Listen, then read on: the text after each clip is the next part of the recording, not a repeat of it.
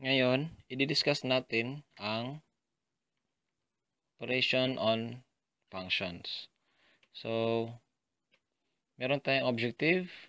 At the end of the video, you are expected to add, subtract, multiply, and divide functions and solve composite function. So, sum, difference, product, and quotient of functions. Let f and g be functions. So, ito yung mga formulas. Ito yung sum. Quantity of f plus g times x is equals to f of x plus g of x. Ito yung difference, ito yung product and quotient of function. Meron naman tayong composite function. So again, yung f and g are function that is f of g and undefined as f of g times x equals f of g of x. So huwag kayong mag-alala, meron tayong example para dito sa composite function. So, example, so ito yung f. If f of x equals 3x minus 2 and g of x equals x squared plus 2x minus 3, find the following. Ito yung formula natin kanina, yung f of f plus g, f minus g, f times g, and f over g. Ito yung sasagutin natin. So, yung a, f plus g times x. So, ito yung formula, f of x plus g of x. So, ang f of x natin, ito, di ba? So, yung value nito is 3x minus 2. So, papalitan lang si f of x ng 3x minus 2. So, ilagay dito. Plus g of x. Yung g of x natin ito. So, yung value niya, ito siya. So, copy lang dyan. And then, copy lang yung 3x minus 2. Tapos, kopyahin nyo lang din yung x squared plus 2x minus 3. So, yung malaki, di ba? Malaki yung x squared. So, pauna natin dito. Tapos, combine similar terms. Yung similar terms dito, yung 3x and 2x. Magkaparehas kasi sila ng x. X lang. At yung kanilang exponent ay 1. So, 3 plus 2, 3x plus 2x equals 5x. Tapos, yung similar terms pa dito, negative 2 and negative 3. So, similar kasi sila. So, ang rule ito, same sign. So, copy the sign and add the number. So, copy the sign and add the number. 2 plus 3, 5. Ito naman yung difference. So, ang f of x natin, 3x minus 2, minus yung g of x natin, x squared plus 2x minus 3. Galing dyan. Tapos, kopyahin nyo lang. Tapos, i-distribute yung negative. So, negative times positive, negative x squared. So, negative times positive 2x, negative 2x, tapos negative times negative 3, positive 9. So, ipa-o natin itong negative x squared kasi siya yung may pinakamataas na exponent. So, ilagay natin dyan. Tapos, yung similar terms pa dito, 3x and negative 2x. So, mas malaki yung 3. So, magiging 1 yan or x. Tapos, yung negative 3 plus 3, mas malaki yung 3. So, 1 din yan dyan. By the way, kung hindi nyo alam yung gusto nyo i-review yung operation of integers kasi ito, para ma-master nyo, meron tayong video dyan sa ibang video. So, meron pa tayong example. Ito yung continuation sa C and D. So, ito yung sagot niya. So, sa f times g, f of g times g of x. So, ang f of x natin, ito yung 3x minus 2. Ito siya. So, yung nalagay dyan. Times, ito yung simbolo ng times. At yung parenthesis ay simbolo din ng multiplication or ng times. So, yung g of x natin, x squared plus 2x minus 3. Ito siya. Tapos, multiply natin through FOIL method. So, 3x times x squared is 3x cubed. 3x times 2x, 6x squared. 3x times negative 3, negative 9x. Tapos, negative 2 times x squared, negative 2x squared. Negative 2 times positive 2x, negative 4x. Negative 2 times negative 3, positive 6. So, mas malaki yung 3x cubed. So, lagay natin dyan. Tapos, makombine yung 6x squared and negative 2x squared. So, isubtract sila. 6 minus 2, 4. So, copy lang yung x squared. Tapos, negative 9 and negative 4. So, makombine sila kasi makapara sila ng terms ng variable at exponent. So, negative 9 and negative 4, negative 13x. Tapos, copy yung 6. Ito yung sagot niya. Tapos, yung quotient naman, yung f of x natin, 3x minus 2, yung g of x natin, x squared plus 2x minus 3. So, the same lang yung sagot. Hindi na kasi sila ma-combine or ma-cancel out. Ito naman yung example ng composite function. So, given f of x equals 4x minus 5 and g of x equals x squared plus 4. So, ito siya. Ang kunin nyo yung f of g times x tapos yung bg of f times x. Solution niya. So, ito siya. So, yung f of g times x natin, ito yung formula kanina. So, yung f of x natin, actually, ito yung g of x, ito yung x. So, yung f of x natin, di ba ito yun, f of x, so 4x minus 5.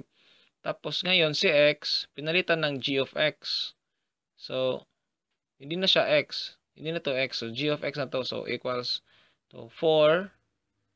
Tapos yung x, pinalitan ng g of x. Kasi yung x dito, pinalitan ng g of x. So, nilagay dyan. Minus 5. Tapos, 4. Tapos yung g of x, ang value ng g of x ngayon, x squared plus 4. So, nilagay dyan. So, pinalitan si x ng x squared plus 4 na galing sa g of x. So, ganyan. Minus 5. Tapos, distribute natin. So, 4 times x squared, 4x squared. 4 times 4, 16 minus 5. So, combine similar terms, 16 minus 5, 11. So, ito yung sagot natin. Sa B naman, continuation, ito yung sagot niya. So, yung g of f of x equals to f of x squared kasi ito siya. Ang g of x natin is x squared plus 4. Ngayon, si x ay pinalitan ng f of x. So, si x ngayon, papalitan na to ng f of x. Kopyahin nyo lang itong x squared. Tapos, yung f of x natin is 4x minus 4. So, nilagay dyan. Yung squared, kopyahin nyo. Plus 4. Tapos, multiply by itself. 4x minus 4x. 4x minus 5 times 4x minus 5. Ito yung result. By the way, yung squared, ibig sabihin yan, multiply by itself. So, ginawa natin ganito.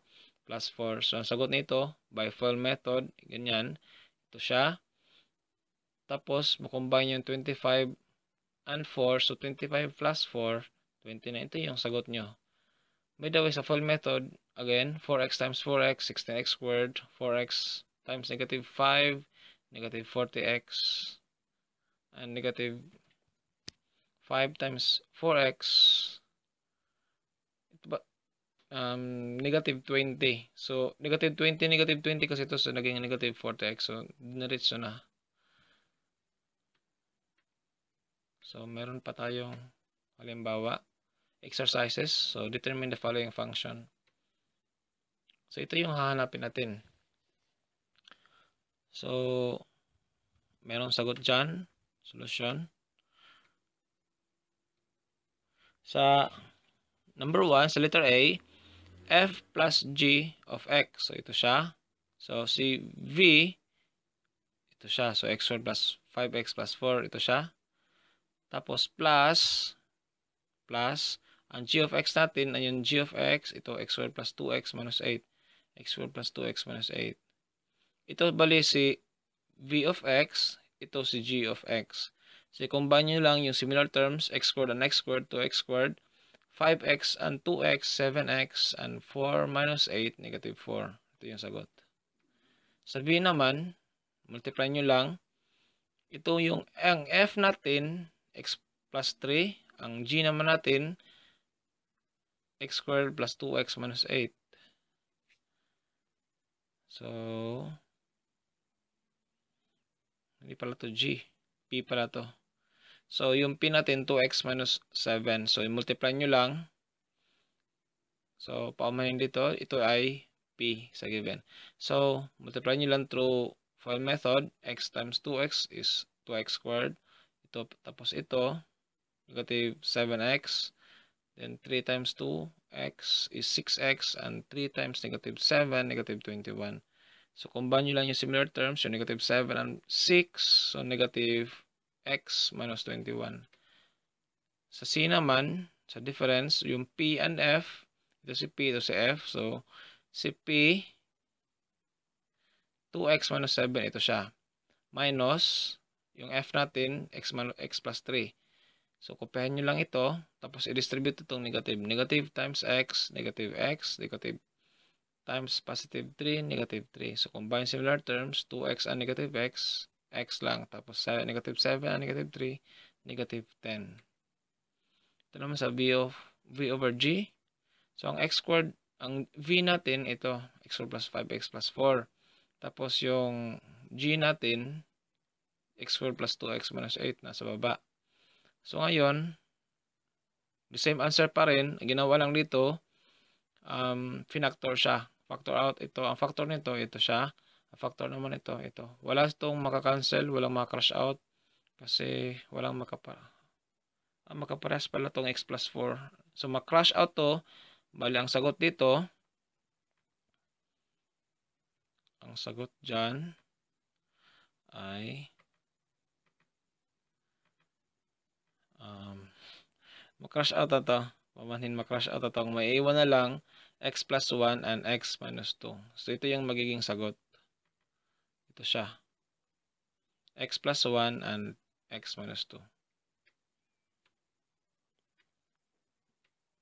So, meron pa tayo. Determine the following function continuation. So, sa in na tayo sa f of g of x. So, ang f of g of x natin, ang f natin, ano ko muna itong paint. So,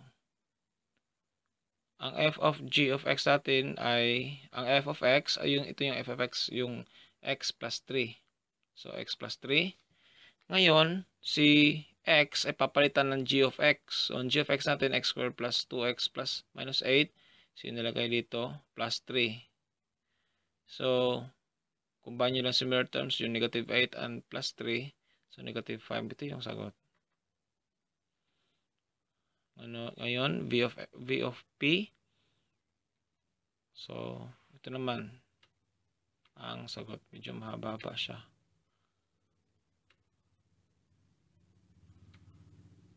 So, ito. So, ang v of x natin, di ba ito? V of x, x squared plus 5 plus 4. So, x squared plus 5 plus 4. So, ang x natin ngayon, papalitan ng p of x. Ito, 2x minus 7.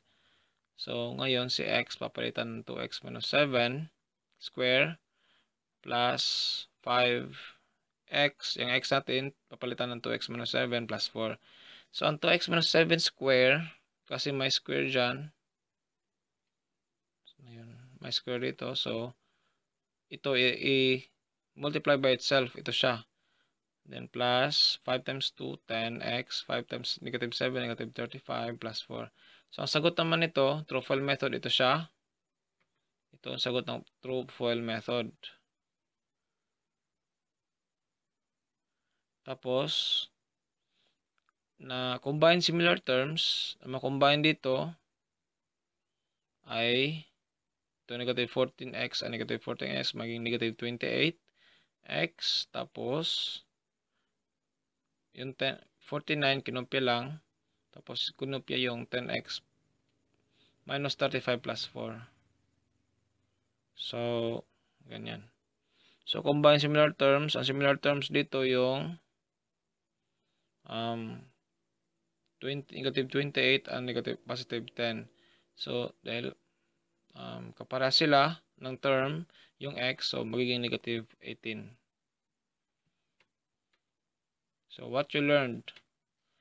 So, you've learned the operation of function, that is addition, subtraction, multiplication, and division of function, and the operation of composite function. So, the basic understanding of fundamental of algebra with operation of terms with its variable are important in solving through adding, subtracting, multiplying, and dividing functions. So, that's all. Don't be afraid to give up. The good to go for the great. John D. Rockefeller. So, you have some question, and just comment below, then subscribe.